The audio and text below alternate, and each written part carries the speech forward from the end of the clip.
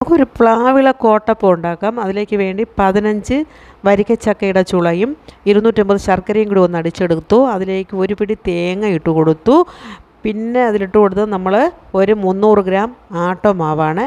പിന്നെ നമുക്ക് പ്ലാവിള കോട്ടിയെടുക്കാം. കഴുകി കോട്ടിയെടുത്തു. എന്നിട്ട് ഈ മാവിനെല്ലാം നല്ലവണ്ണം കുഴച്ച് നമ്മൾ ഈ പ്ലാവിലയിലോട്ട് കോരി ഒഴിച്ച് നമ്മൾ ഇഡ്ഡലി ചട്ടിയിൽ വെച്ച് ആവി കയറ്റി എടുക്കുക. അങ്ങനെ ഇതായിരുന്നു ഇന്നത്തെ 4 മണി പലഹാരം. നിങ്ങളെല്ലാവരും ഒന്ന് ട്രൈ ചെയ്ത് നോക്കണം.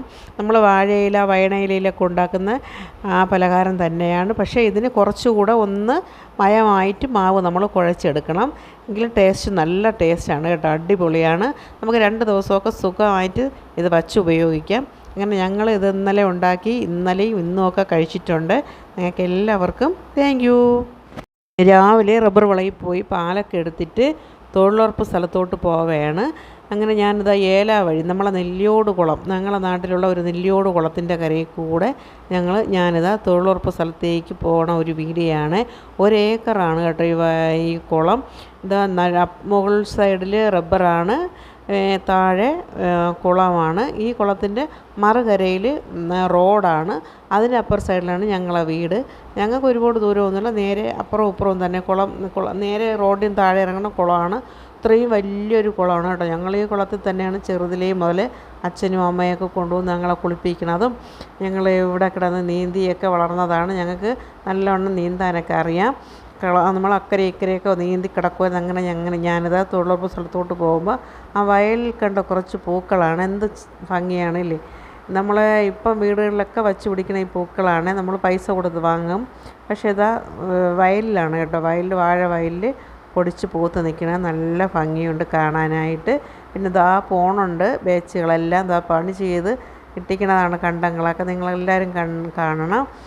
പിന്നെ എന്തൊക്കെയുണ്ട് വിശേഷങ്ങൾ? എൻ്റെ എല്ലാ കൂട്ടുകാരും സുഖമായിരിക്കണമെന്ന് വിശ്വസിക്കുന്നത് ഓരോരുത്തരായിട്ട് വരണുണ്ട്. പാവം ചേച്ചി, നമ്മൾ അയൽവാസിയാണ്. ചേച്ചി എന്നോട് വന്ന് സംസാരിക്കുന്നതാണ്. പിന്നെ ഇവനെ പരിചയപ്പെടുത്തേണ്ട ആവശ്യമില്ലല്ലോ ഇല്ലേ, നമ്മളെ വീഡിയോയിൽ മൊത്തം ഉള്ള ഒരാളാണ്.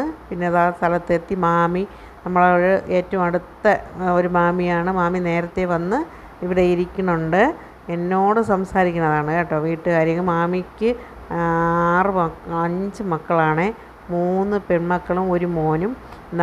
അതിൽ ഏറ്റവും ഇളയാൾ ഞാനും ഒരേ പ്രായം ഒരേ ദിവസവും ഉള്ളതായിരുന്നു. പുള്ളിക്കാരി മരിച്ചുപോയി. അതിനുശേഷം എന്നെ കാണുമ്പോൾ എപ്പോഴും പറയും ഇരട്ടകളാണ്. അവൾ ഭയങ്കര സുന്ദരിയായിരുന്നു. പക്ഷേ ഇരട്ട കുട്ടികളാണെന്ന് പറഞ്ഞ് എപ്പോഴും പറയും. ഇപ്പോഴും എന്നെ കാണുമ്പോൾ മാമിക്ക് ആ ഒരു ആവേശം, ആ വീട്ടിലുള്ള എല്ലാവർക്കും ഉണ്ട് ആ ഒരു എന്നെ കാണുമ്പോൾ ഒരു പ്രത്യേകത. ഞാനും അവളൊരു ദിവസം ഉള്ളതായതുകൊണ്ടും എപ്പോഴും കാണുന്ന ആൾക്കാരും കൂടെ ആയിരുന്നു കേട്ടോ. അങ്ങനെ ഓരോരുത്തരായിട്ട് ഇതാ സ്ഥലത്തെത്തിക്കൊണ്ടേയിരിക്കുകയാണ്. ഇതൊക്കെ തന്നെ ഇന്നത്തെ വിശേഷം. എല്ലാവരും കാണുക, സപ്പോർട്ട് ചെയ്യുക. എല്ലാവർക്കും താങ്ക് യു. Good morning.